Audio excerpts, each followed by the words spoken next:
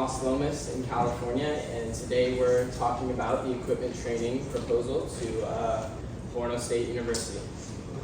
So this is our team. I'm Sam, and I'm Cody Weintraub. I'm Sam Ruth. I'm Christina Petrosian. I'm Haley Vidal. Okay, so let's talk about the Borno State University. Right now, their goal is to have a safe environment for both students and faculty. And the main threat to that is Boko Haram, which is a terrorist organization centered right next to it. And our task was to come up with an effective equipment training program for all of the staff to make sure that they're ready for any attacks and know what to do.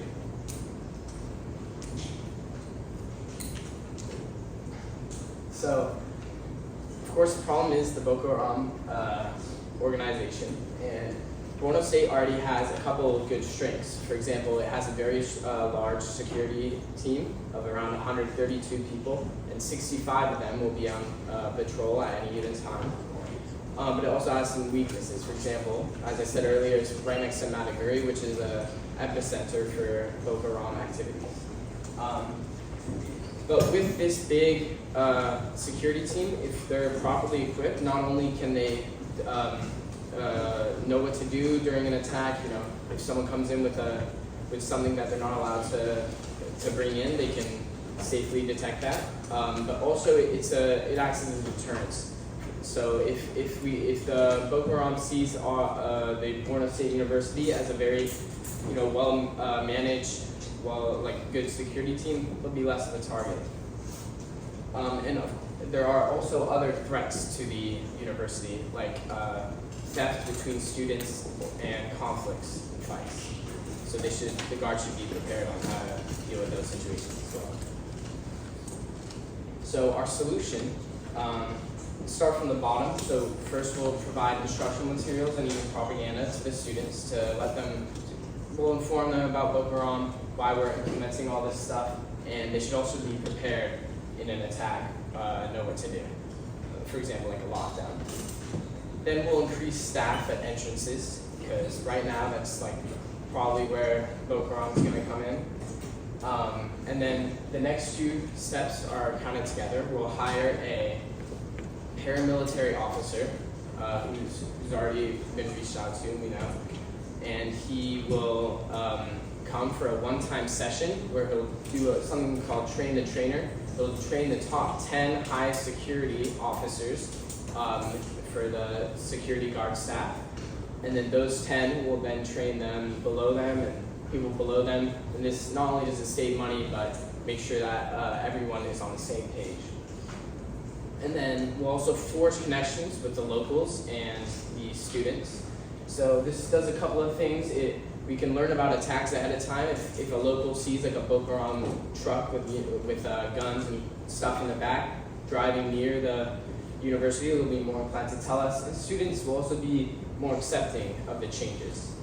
And like I said again, will be less of a target for the attacks.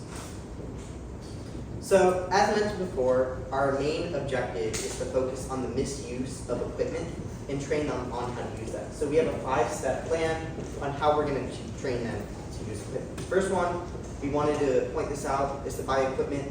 That's not our group's job. Another group's doing that, and we're just training them on how to use that. The second step is, as he mentioned, to hire the paramilitary officer, who's going to train the top 10 officers, and then the top 10 officers will train all the rest of the staff. This way that there will be a universal skill set, so that if anyone needs to step in or at any given moment, they can. On top of that, we're going to be using the fields so that, for free training whenever they have free time. This way, they're out of the way, no one will get harmed, and they can do it safely. And lastly, we have provided a training schedule with our proposal on how often the training should repeat. So obviously, just like everything else, our solution has advantages and disadvantages. So to begin with, let's go over the advantages. By training them, they're going to be able to stop threats way ahead of time because we're training them on how to check cars using mirrors and how to use metal detectors to detect bombs and other weapons that they might carry into the property. So this way, a crisis can be averted way ahead. On top of that, it makes the university way more prepared for a threat. You know, they'll know how to use tasers if they have to. And if we didn't train them, we don't know what might have happened. They may have missed their target, and it could have been a way worse situation if they had not known how to use their equipment. But, disadvantages. So there's also disadvantages, just like everything else. The first and biggest one is we can't provide them weapons. You know, we can't give them guns, we can't give them batons, knives. They're going to be going to a gunfight with not even a knife. You know, they're going to be, you know, it's going to be very difficult for them to fight off Boko Haram. So instead, we know that other teams are working on evacuation routes, so we're going to try to encourage them not to engage and to just focus on those. And on top of that, you know, a big, you know, disadvantage is if the security staff isn't cooperative, that can be like a major problem because, you know, the equipment can be damaged, lost, and they may not even be willing to protect the school entirely. Okay, so we made some pamphlets to teach the security staff how to use the equipment we got them. I'm going to have to flip through the not in order. So how we're going to train them on tasers is that they're going to start out with having 5 training sessions in the first week, or the first 2 weeks after they get done. And then after that, they'll be trained every other month. And then we'll also teach them how to detain enemies after, like, while tasing them, and also how to protect students from active threats. We'll also train them how to use metal detectors. We'll have 1 training session in the first week, and we'll only train the people who are at the entrances and exits. We'll teach them how to use metal detectors and how they can prevent future attacks. We also will train them on how to detain suspects or thieves. We'll do 2 training sessions in the first weeks for all the security guards, and then 1 training every 3 months in the fall. This will prepare the guards for a variety of threats. And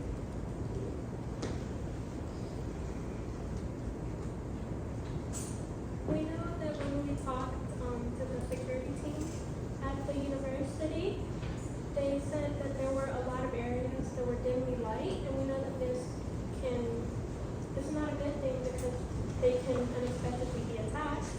So we want to make sure that the flashlights are properly used, that they're not misused, they're not broken, that they're well taken care of. So with these flashlights, the guards are going to be able to more effectively search the areas that they were previously not able to see. And they're not going to be blind at night. They're not going to be walking around in the dark where something can happen to them. There's only 1 training necessary for this, and it's also on the pamphlet. And we want to make sure that there's the emphasis placed on them not losing the flashlights. We want to make sure that they take care of it and they don't break it. For suspicious car searching, there is going to be our military officer who trains the higher ranking officials, and then those people are going to be training the people below them. This is going to save money, and they're also going to be trained on what exactly to look for. So what exactly makes a vehicle suspicious?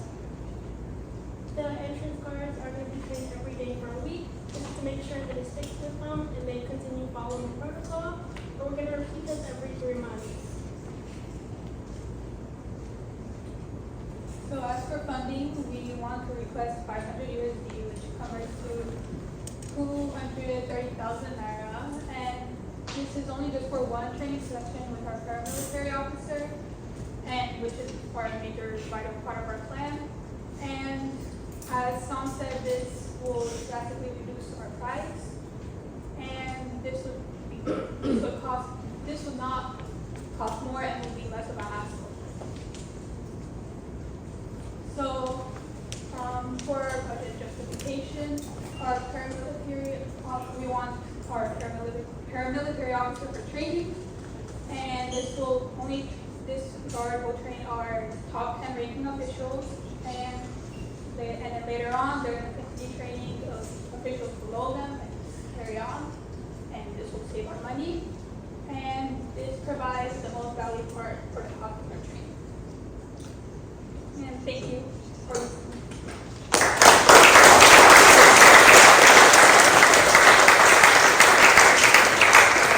Actually decided to buy the equipment. Is that, and you know? It should be the next group presenter. Okay. So I think you had a good argument. You said what you were about. I particularly liked the way you reached out to the audience and made good eye contact and very clear in what you were trying to say. I thought it wrapped up a little quick. There could have been a little bit more of a conclusion. Kind of go back over the main points and summarize what you're recommending. But on the whole, good job. Yeah, I agree. Overall, good job. And I would also agree with what she said about the recap. It's really important to recap what you taught the audience. Tell them what you're going to tell them, and then tell them what you told them. Right? I think you should consider ditching the pyramid. Just being honest, I think that it was a bit unnecessary when the next slide was so powerful, which was your plan of action number plans. I think you could have combined those a little bit because it became confusing to me because the pyramid, the way it's built, it wasn't really causal. Like not one element of the pyramid really required another element of the pyramid, although they did work together, if that makes sense. What else? You guys were pretty clear in how you laid out your argument. I had a couple questions, I guess this is rhetorical because it's not a Q&A, about the methodology you had. Train the trainer. That's a phenomenal idea. It's something that we did in the military, in the special operations community, training third nation or host nation forces. However, I would just be careful. High rank doesn't mean trainable, and it doesn't mean they're going to be a good trainer. You know, a lot of times it might actually be the opposite, which is why we, American military going overseas, we try to find the most capable people. And there are politics involved, of course, too.